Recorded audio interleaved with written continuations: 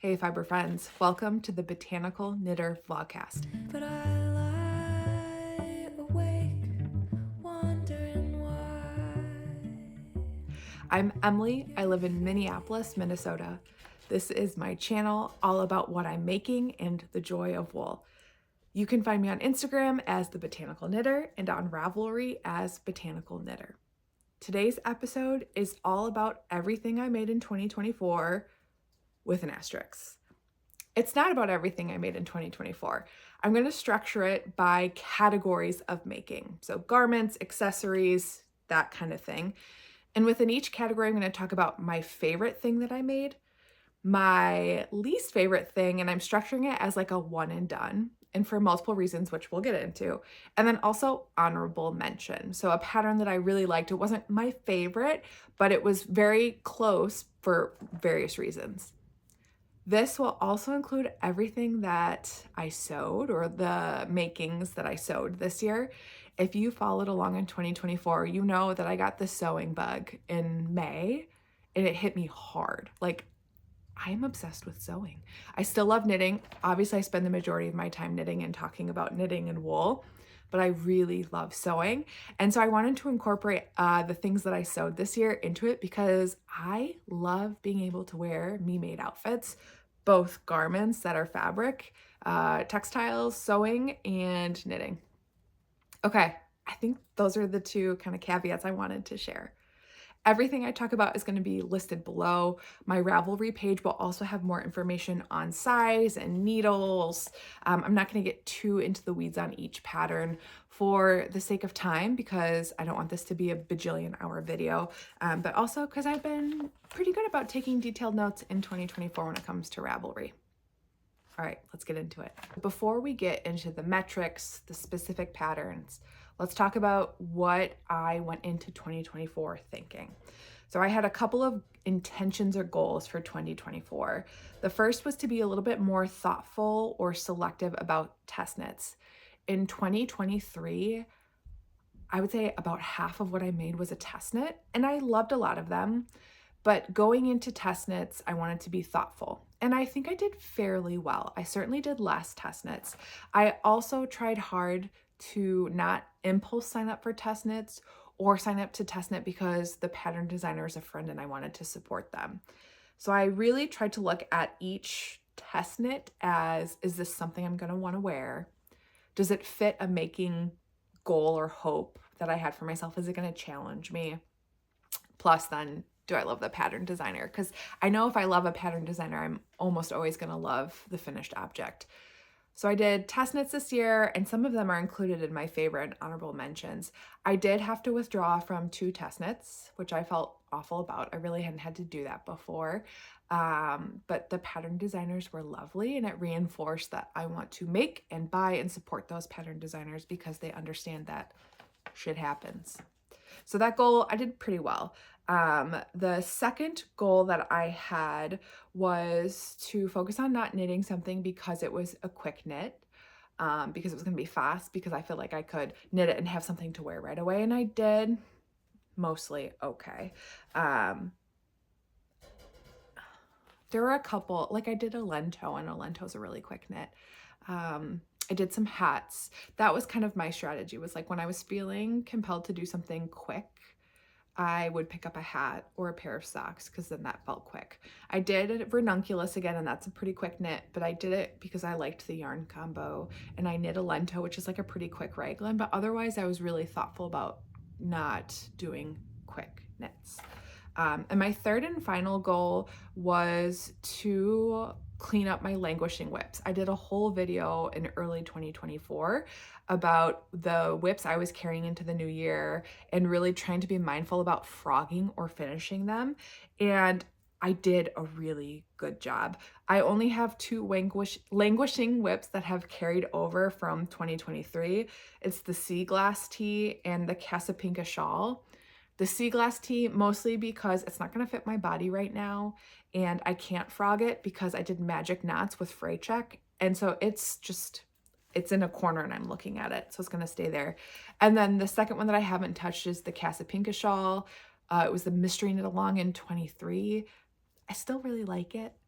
but it's just, I haven't felt the urge to do it. So it's going to sit there, but I also don't want to frog it. But maybe this year I'll decide to frog it.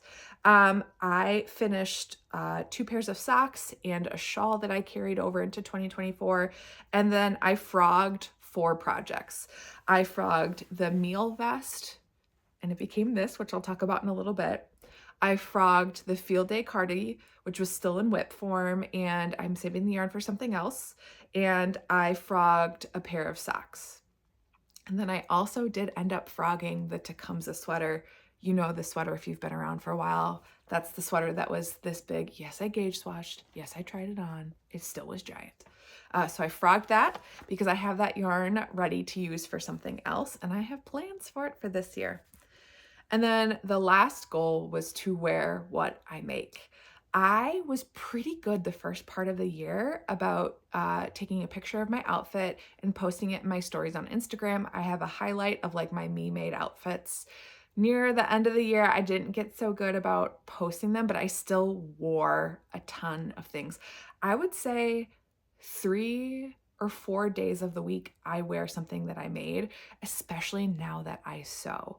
And sewing has helped me really think more about how I want to style my knits, what kind of knits I want to make, what kind of garments I want to make. I feel like I understand my body better. I understand what I like on my body better. So all in all, wearing my makes, I mostly did that. And it helped me learn what I don't like to wear and what I'm not drawn to. Worsted weight, big, thick sweaters I like, but I only wear them in a certain time of the year. And I very rarely find myself reaching for a shawl unless I'm going outside. So that was insightful, right? Okay, it's time for the numbers. Overarching numbers before we dive into each category. I made 7 sweaters, 8 knit tops or tanks, 6 sewn tops or tanks, 5 vests or slipovers, 9 pairs of socks, 5 pairs of pants, which I think is low. I think I forgot because I made a bajillion pants, but we'll talk about that. I sewed 2 skirts. I sewed 5 pairs of shorts. I sewed 8 dresses. I made 10 shawls or cowls. I knit 9 pairs of hats. I knit 9 hats. And then I have an other category, which includes blankets, bags, things like that. So overall, like a fairly high production year. This reminds me. I don't want you to compare yourself to me, and I am trying to not compare myself to others. So my numbers are my numbers, and they aren't good, they aren't bad, they aren't too much, they aren't too little. And so let's just say, like, I am talking to you about them just solely from like a reflection of my making and how I feel. So no comparison, okay? We're friends. Okay, that being said, let's start out with the sweaters. So I knit 7 sweaters this year. My favorite sweater was a whip that I carried into the year from 2023, and that was the classic sweater by Espace Tricot. I started this sweater during Vlogmas 2023, and I finished it this summer, this fall, and I loved it. It's my favorite thing. I reach for it all of the time. It is oversized, it is cozy. I used Gnome Cottage from Explorer Knits in fingering weight and Surrey. If you followed along this year, you know that for like a brief moment, I thought I was gonna run out of yarn. I panic got yarn from a friend. I ended up buying a half skein from a D-stash. I had plenty of yarn, so now I have leftovers of this beautiful colorway. So this one was a long project. Like, this was probably one of the longest projects on my needles. I started in December 2023. I slowly worked on it in the winter and spring of 2024. I put it away all summer and then picked it back up again in September. When I picked it back up, it was probably like right around here. So I knit the rest of this and it went so quickly. So there's something to be said about like savoring a knit. And I know a lot of you are like, duh, Emily, that's what we do all the time. I'm very much a product over process person. I'm trying to work on my brain around it. But this was like a good way for me to see that you can knit things slowly and you don't have to rush because you want to wear them. And they are just, I don't know, love it. So let me show you what it looks like on. Here's the classic. It is flowy, but the seaming adds a little bit of shape. Here's my armpit. Here's the raglan depth, so not too big. I love the sleeves. I did no shaping, but I love how long the ribbing is. And it matches all this. I did modify by knitting the seam in the back a little bit longer for a booty cover, but really love this one. My honorable mention this year is the Ranunculus.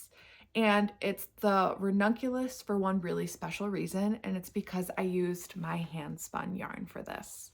This yarn was originally used for a meal vest by Cassie LaFollette. I still love the vest, but I wasn't loving the gauge and the texture I was getting with this yarn. This fabric, this was spun up from a Rambouillet blend from my friend Teresa at Get Ben's Farm, and I spun it single ply.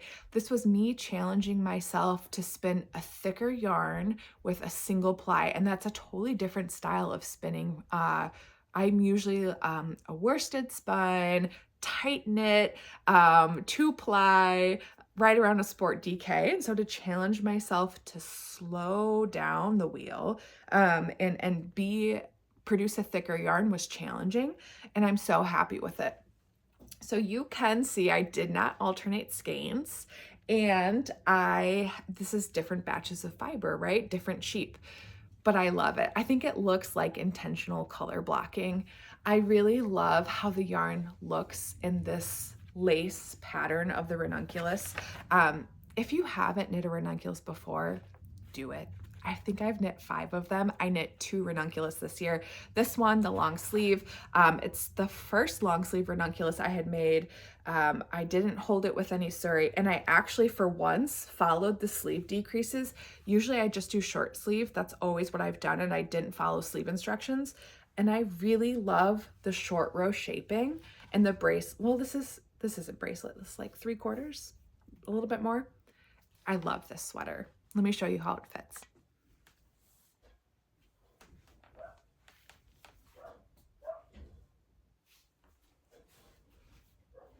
And then finally, my one and done is the Winter Crop by Jessie Maed, for a couple of reasons. One, I think this was a sweater where I fell into that knit it fast trap, or like I wanted a mindless, simple knit. It's a very basic raglan sweater. And it was part of the boucle knit along that I hosted with Nicole. And this is where I learned that I don't like knitting with boucle, or at least like a DK, bulky, thicker boucle.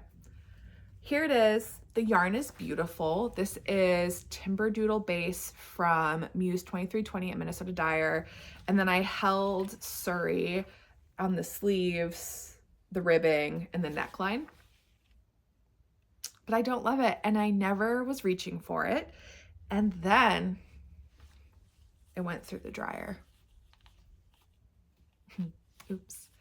So she little now. Like, it was a little cropped to begin with. Like, that was the style of it. But like the sleeves are so long, and then the body's so little. So this is probably going to get gifted to my little cousin because this barely fits over the breasts. It's a look. So this is a one and done for me because the pattern was fine, but it wasn't my favorite raglan on my body. And I don't like boucle. But again, important lessons learned. That's fine. And I'll say this pattern was not written for boucle. So that might be another consideration for maybe not the best yarn for a pattern. Oh, and I'm not going to try it on because it looks hilarious on me because I put it through the dryer. The next category includes knit tops, tanks, short sleeve, and I knit 8 of them. My favorite knit top that I made this year is the Seagrass tank by Samantha Guerin. I am obsessed with this one, and I know a lot of people are too. What made this my favorite is, and this is one that I test it, is the finishing on it. This looks so professionally made to me, and we can all talk about hobbies versus professional. We're not going to get into that. But to me, this looks like it's so high design. Like I would have bought this. I would have seen this at the store and been like, yes, I want that. I have worn it casually under overalls with a skirt, but I've also worn it a couple of times now for work under a blazer. I've worn it when I've spoken on panels and I feel very powerful, like I made it. And it's just a beautiful fit. This year, I learned a couple of things about knitting tank tops. I like a thick, wide strap. I like a little bit more coverage in my arms, and I like a high neck. I have a large chest size. My bust is around 44 and a half inches. And so for me, that means I like to have a higher neck. That's just a personal preference. The construction is beautiful. It has this beautiful lace detail down the front and the back. It continues down the sides. Let me show you. It has beautiful folded hem on the bottom, the arms, and the neck. And then I just really love the shaping on the back and the front. It's just a beautiful pattern. Guerin is one of my favorite people. One of my favorite pattern designers. I will almost always test knit for her because I know I love how her objects fit my body. I know that the pattern is going to be really well written, easy to understand. Plus, she's just a good person. So this one is a favorite for me. I will absolutely make it again. This yarn is a single ply linen from Fiber MacGyver. It was, oh shoot, what was the colorway name? I'll drop it right there. But it's a really pretty cream. I wanted a neutral color, especially a cream, to be able to wear with different color blazers and trousers, different color skirts, and it just hits the mark on every single level. Here's a video of me wearing it. Here's the Seagrass tank. I started it with the blazer just so you could see what it looks like under a jacket. So cute. And here it is without. I think the shaping is beautiful, kind of that lower hem because of short rows. The underarm shaping, the finishing details. I obviously don't wear a black bra with it, but it's really cute. My honorable mention this year is the Alpine Bloom by Caitlin Hunter. I've knit several Caitlin Hunter patterns, and very honestly, I struggle with sizing sometimes. My gauge doesn't ever seem to work out quite right. Even if I'm at gauge, the sizing sometimes flexes and flows, and I know some of us feel that way too, and I've seen that. But I will say the Alpine Bloom tee for me was a fabulous pattern. I love how it turned out. I used, for the contrast color, Fiber MacGyver. This is the Fangirl podcast for Fiber MacGyver. We all know that. The colorway is Dune. It's 100% merino, fingering weight. And then the contrast, or the main color, is Mulling It Over from Yarn Nouveau. This is yarn that I purchased from Flock in 2023. It is a yak silk blend. It is so soft, so drapey. And I just think it is the perfect, I love the high contrast between the two. The other thing I really love about this project is one, its yoke increases, which I tend to like better on my body over raglans. And the detailing of the sleeves with the lace for me is beautiful. The collar, it's different from anything I've knit before, and it's different from anything that I have in my wardrobe collection because of the color, because of that lace detail. I love color work. I didn't do a ton of color work. I think I only did 4 or 5 color work garment projects this year, which is low for me. I love color work. And so this was kind of the first color work project I had done since May, and it felt good to get that back out. I'm really proud of my floats on the inside. I think my tension looks really nice. And this pattern itself, the color work chart, is enjoyable. There's not a ton of floats. I feel like it's easy for it to lie flat and pretty naturally.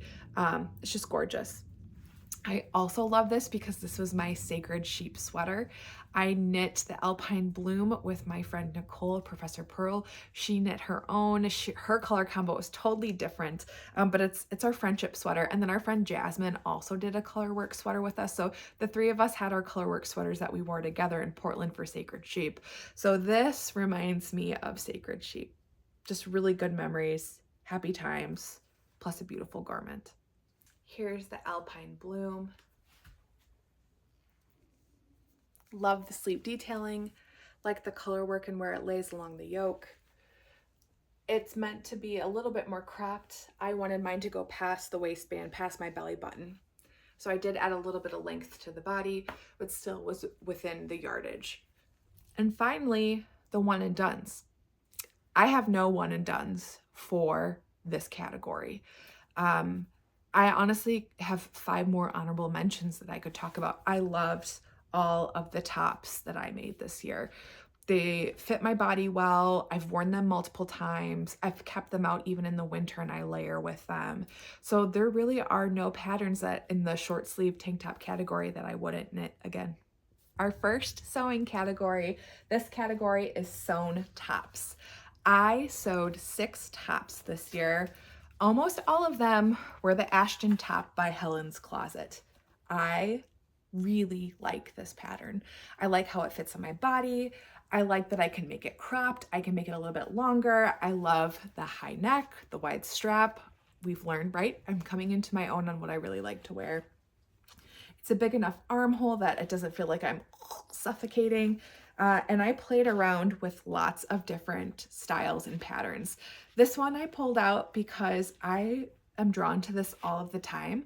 I made a matching set and I wear it with cardigans, with a jean jacket, with a leather jacket. I think it's so cute. I've had lots of people ask me if it was from Madewell or Anthropologie, which is a little bit of a compliment. And then I got to do the inevitable thanks, I made it. It's also a favorite pattern because I learned the burrito technique with facing. And so it feels like a very high construction, high skill, but it's easy. But the finishings are just really nice. It has bust starts. It's great. So I sewed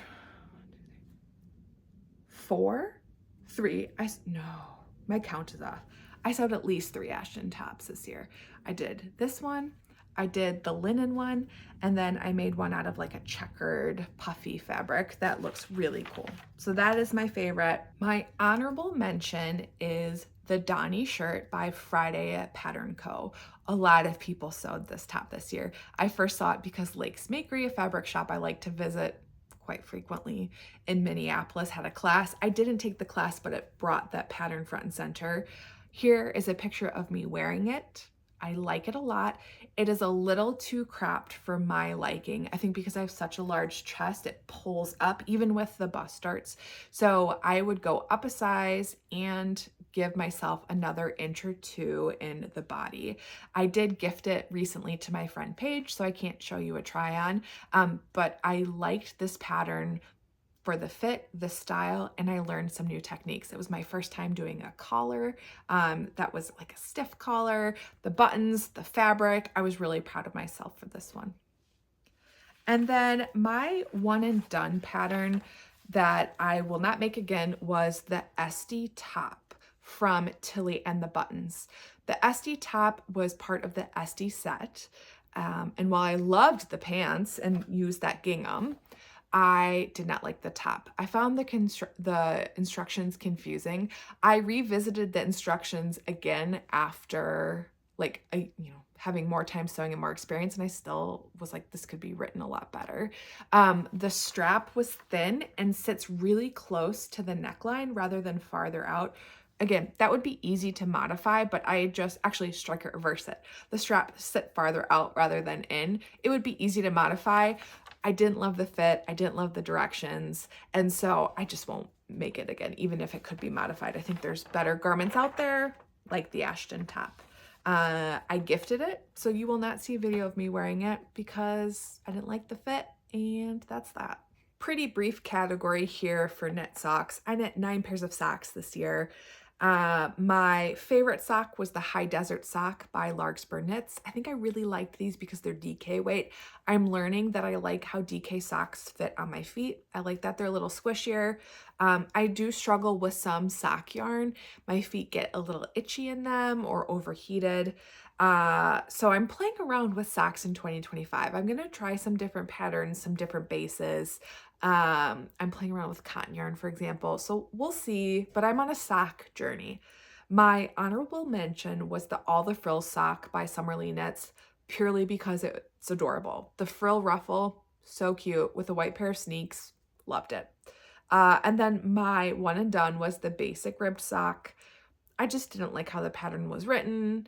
I ended up kind of making a hybrid Frankenstein's monster pattern out of it.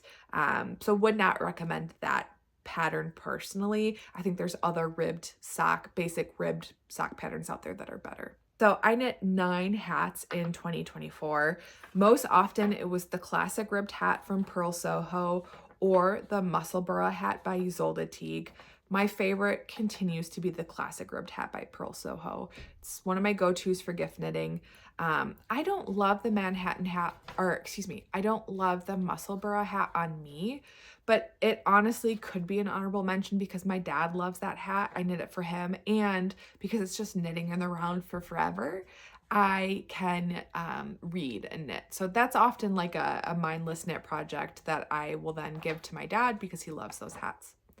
My honorable mention is the Manhattan hat by Tori Yu.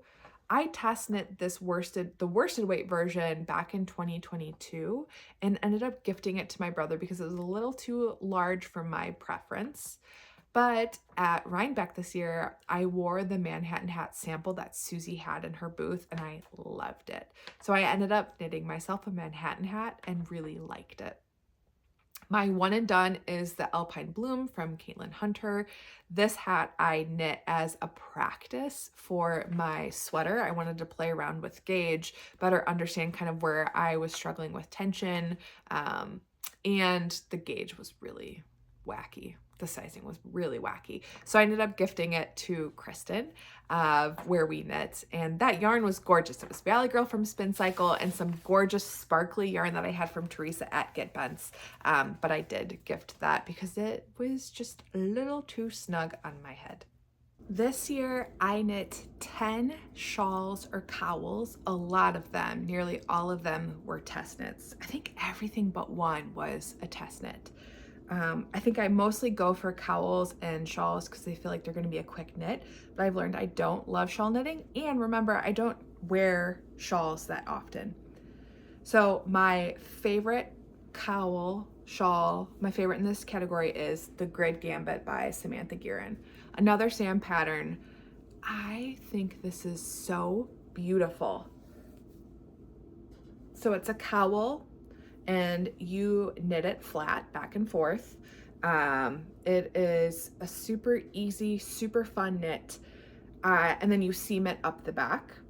I used my handspun, and the pattern is written with handspun in mind, even though you don't have to use handspun. And the contrast color is my handspun. Again, I love making with my handspun. It is just this real good feeling. Like I feel very proud of myself. And then the main color, this blue, is from Newberg Yarn Co. and it's the bookshop window. I'm gonna put it on now to show you what it looks like. So like I said, I test knit this. I've worn it a bunch. I only seamed up half the back because I wanted it to be able to lay a little bit flatter. If you are interested, Sam and I are hosting a Grid Gambit knit along together. It starts at the end of January, and I'll put info below. We're gonna have a Zoom kickoff in a couple of weeks so we can talk, show each other the yarns. You'll be able to hang out with us, so I hope you'll participate if you're interested. As part of that, we did a handspun exchange. So thanks to everybody that participated in that handspun yarn swap. I know I love sending my handspun out and getting the handspun from my partner Mo. It's brown. I'll show it to you on a full podcast in the future, but it's gorgeous. So would recommend knitting this. It is a fun knit. It is a fairly quick knit. It's an engaging knit, but memorizable. It's easy to follow along and track. And honestly, the finished object is so freaking cute. So that's why I love this one. Okay, my honorable mention is another Samantha Guerin pattern. I can't help it. And it's because I'm talking about this one because the little scarves are having a moment, right? The little neck scarves are oh so cute. And this one is a fun change from what's out there because it has a really nice ribbed texture. So I also test knit this one, and I used Knitting for Olives Merino and Blood Orange, and I held it double, I think. And it is so cute. Like I feel like a little French chef, and I'm okay with it. And I really liked the texture of it. It was memorizable, but it kept it entertaining. It wasn't just knitting and increasing and then knitting and decreasing like some very popular patterns out there that I also am knitting. But I just think the texture is really lovely. I would absolutely knit this again. I basically knit this over a long weekend retreat with some friends and would really recommend this, especially if you're looking for an engaging knit that is still pretty easy and not too intensive that you can wear around your neck. And then my one and done is a shawl that I love. I love that I have it, but it was some work, and in the best way. So the first part of the pattern, well, I should tell you first, it's the Pim Pom shawl by Laura Penrose. I used Knitting for Olive with Monarch from the Moon Sisters colorway from Farmer's Daughter Fiber. So it has like a little sparkle in it. The first part of the pattern, so easy. You're just doing garter stitch and you're increasing. You have a slip stitch down the middle. It does go on for a very long time. I'm just gonna say that. But again, if you want the mindless knit part, there it is.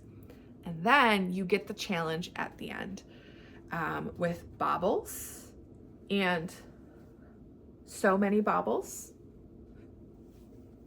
So many bobbles. Oh, we're still going.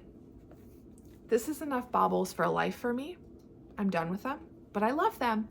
And then this really beautiful scallop edging. The shawl is gorgeous. I wore it to the VIP event at Sacred Sheep. I've worn it to the Capitol. It is heavy and cozy. I love the shaping and how it lays. It's bulky without being too bulky. It's beautiful. It was just a lot of work. It was a lot of bobbles. It was a lot of short rows, and done.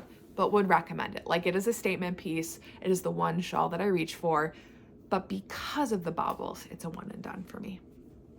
Our next category Our next conversation category is knit vests and slipovers. So my favorite slipover that I made was the biscuit slipover by Busy Bee Knits, or Bridget. Look how gorgeous this is.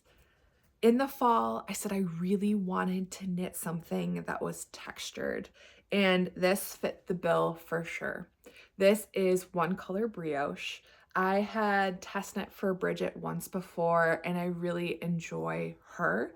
I think she's really kind. She is very generous when I ask pretty dumb questions. And I just am like happy to call her a making friend at this point. We met at Flock back in 2023. And the yarn is also very special. It's the Heirloom DK blend base from ZZ Textiles. I believe it's BFL, alpaca, and Shetland. I could be getting it wrong, but Ravelry has all the details. All I know is that it is really woolly but soft. It shows the definition so nicely, and it has a very slight halo to it, which I love. The construction was fun. It was challenging for me. It was a bottom up with shaping and seaming, which is not something I would go for. So it helped me kind of hit that slow down making goal. Plus it was a mindful test knit. I liked the neck. I think the neckline looks so beautiful. And then the I-cord that exists all along the edge. And then again, when you seam it, you have the ability to modify the front and back. So I put in a split hem because I really liked that look from my the classic sweater that I talked about earlier. The biscuit slipover has so many styling options. Here it is with just a basic long sleeve and a pair of pants, but I love it over a dress or with a button-down shirt. And I've also worn it with like a cropped short sleeve shirt or a long sleeve shirt and then a skirt. It's just a really classic pattern. I would knit it again and I would go up a size just to have two different styles to work from, but I'm really happy with how this turned out, and that's why it's a favorite. My honorable mention is the Gushy Garter Vest by Parkin Knit. This was my Rhinebeck sweater for 2024, And this one was picked because I wanted a quick knit. I wanted to knit something out of Fiber MacGyver yarn to wear while I was helping out with the Fiber MacGyver booth. And I knew I had maybe 2 weeks, and I had a test knit that I also needed to be working on, and I had started gift knitting, all the things. So I just wanted to go and get it done quickly, but I love how it turned out. That being said, I did modify it. So here's the vest. It is an adorable garter tie. So it's garter stitch, which makes knitting flat super easy. The construction was very simple. It has these really sweet I-cords. And I modified it by doing a crochet edge all the way around the whole garment. The pattern calls for just leaving that slip stitch edge. It looked sloppy in spots because of my intention and how I kind of carry my yarn. And so I'm really happy that I did this crocheted edge all the way around. It didn't take much time and it was worth it. I also modified it by embroidering on the back. So lesson learned here, embroidering on knits is not like embroidering on a nice cotton or linen cloth with a hoop. I couldn't get a hoop to fit over this thick, gushy, right, yarn because it's super squishy. And so I used a stabilizer. I drew the leaves, placed them and played around with color. There was several iterations. I ripped back several times, and I'm mostly happy with how it turned out. I do think it would be really fun to felt the inside to fill in the colors, but I am pretty happy with how it turned out. And the yarn obviously is my color. It matches my eyes pretty well. I mean, hi. We have a preference. She's on brand. This is Fiber MacGyver's Shanico DK base. It is non-superwash in the colorway Marine Green. Shanico is a cross between Merino and Rambouillet. It's very soft. It is pilling a little bit through the arms. That's to be expected when it's non-superwash, doesn't have nylon, and it's the soft base with a high micron. But a D-pillar works wonders, and it looks brand new and looks great. My one and done is actually 2 patterns from the same designer. It's the vest number 1 and the vest number 3 by My Favorite Things Knitwear. The vest number 3 I knit early in 2024 as part of a knit along with Dandelion Fiber Co. It is a bulky weight vest.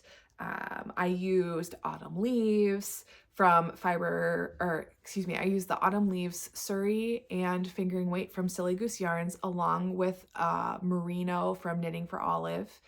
I loved the fabric. I really liked knitting it. I just didn't love the fit on my body. I think bulky yarns aren't always my favorite. And with a vest, I think I should have gone up a size to have that more oversized look. So I did wear it several times. I styled it a couple of different ways. I wore it to the Capitol a couple of times. Very cute, got compliments, but I ended up gifting it to my cousin Jenny. She wore it at Thanksgiving and looked so cute in it. So that was the right move. But I wouldn't knit that one again because I think I could find a better pattern that I like on my body a little bit more. Vest number 1 was a pattern I started during Vlogmas of this year. I really wanted a red vest. I still do. And I knit the vest. I had joined in the round, had knit about 3 inches into the body and thought, I don't know how this is looking. Let me pick up the collar and see. And I picked up the collar, knit the collar, did the folded hem, and decided it was not the pattern for me. The armholes were a little too deep, which again, modifiable. But then the way the pattern has you casting on and adding stitches didn't work for my tension, for my style of knitting. It resulted in really open holes along the neckline. I could rectify it by dropping down 1 extra row when picking up stitches, but then that would have been bulkier around the neck and I was worried you would see an edge where I had picked up extra. So I have seen this pattern on lots of knitters and it looks amazing on them. They didn't have the same gapping issue I did. So I definitely think in some sense it's a user error thing. But I ended up frogging that during 2024 Vlogmas, and I am planning on knitting the Avenue Vest by Tori Yu. That is a pattern designer that I love and I test knit for, and I know I like how her designs fit on my body. So that is going to be reused in 2025 for that. So again, no shade to the pattern designer, my favorite knitwear, just wasn't the right fit for me and my body. I'm going to film the next two categories standing up and talking about them while I'm wearing them. And that's pants that I sewed and dresses that I sewed. And that's mostly just because I'm going to be changing and getting up and it's easier just to be standing. So my favorite pair of pants that I made this year is the Pomona pant by Anna Allen Clothing Co. And I made this for a couple of reasons. The pattern is so simple. So it's a quick sew. You just cut out one big leg piece and then you seam it together on the inside.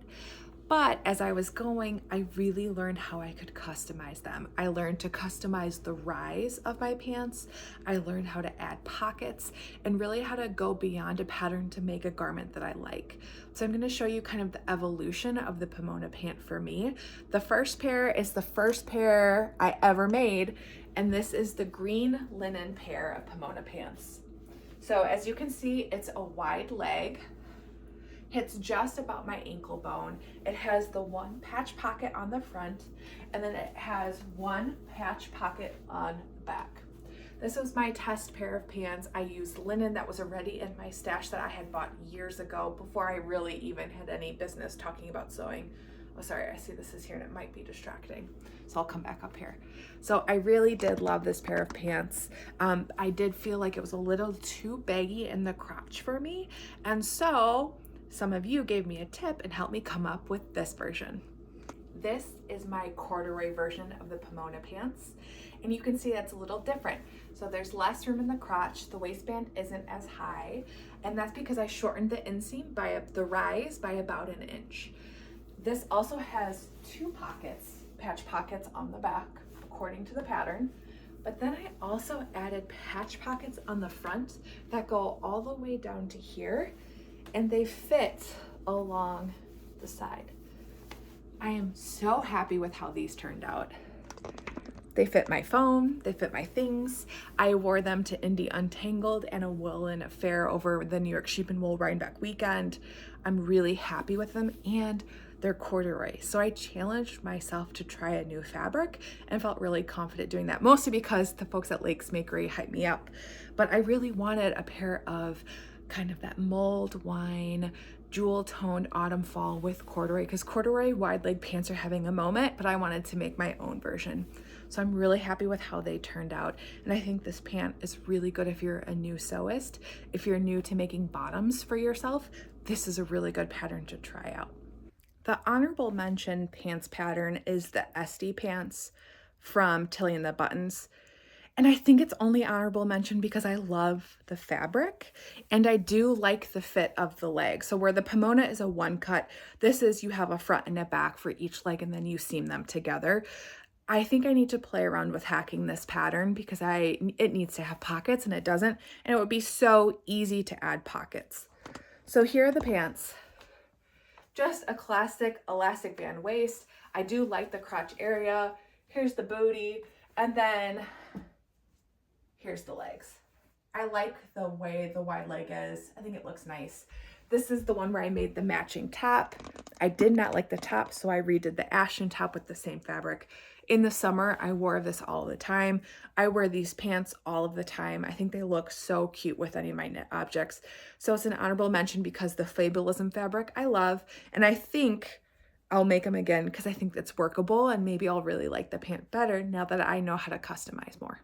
My one and done pant I no longer have. I gifted it, and that's the Lane pant from Sydney Graham. This pant is a wide leg pant, full trouser, and you can customize it by adding cargo pockets. Cargo pockets are like very trendy right now. I didn't do that. I just did the wide leg fit, and it would take a lot of work for me to customize the pant to get it to fit the body and my body in the way I like it.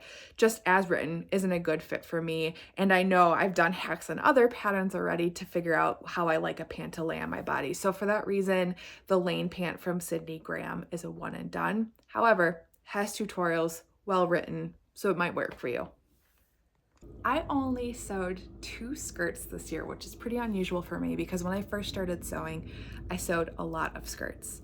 So my first skirt that I did was the Peppermint Pocket Skirt. That's by Peppermint Magazine.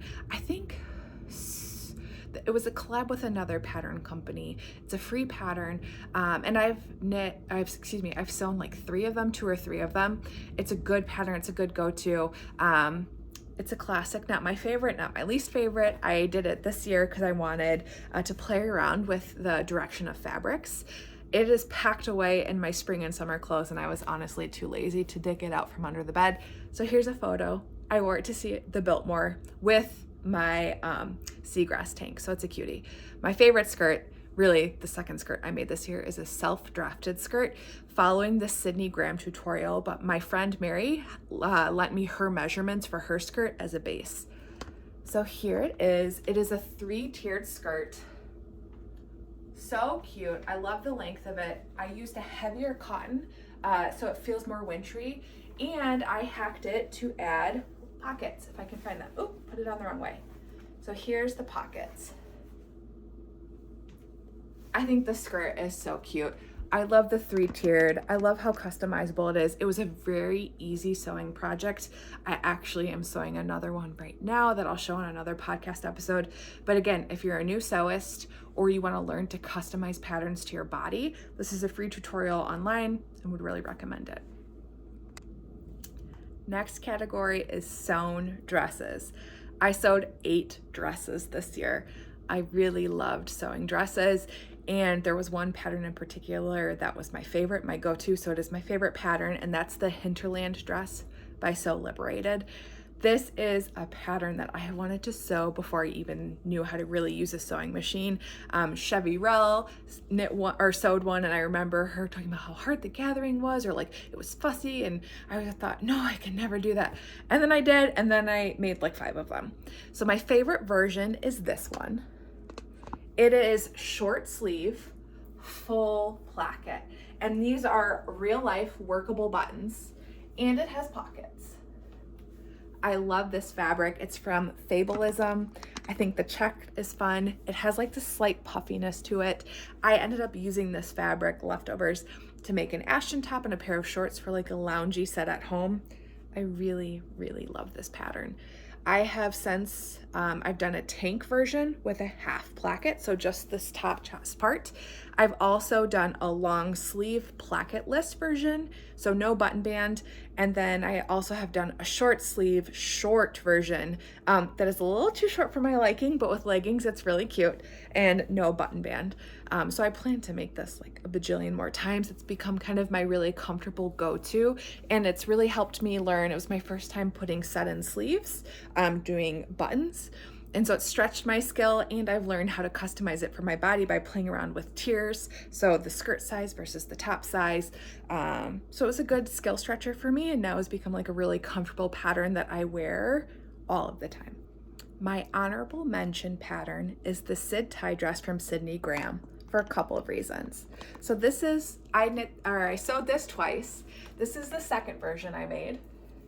It goes just below my knees. It has 2 tiers. It has the bodice with the really cute ties. It fits nice around the back. It has bust darts, and of course it has pockets. My first version was a little too flowy for me, but it was really helpful in learning how to do this type of shaping and creating this type of bust with the ties, which are so easy to put in. The first version was a little too tight in the arms, and then was a little too flowy in the skirt. So for this one, I ended up learning and remembering that you can kind of grade and hack patterns by doing different sizing for the top and the bottom. You don't have to stick with one size because it works for your bust or your hips. So this one was fun. I also played around with my computerized machine and doing stitch details. I don't know if it's hard to see. This kind of leafing.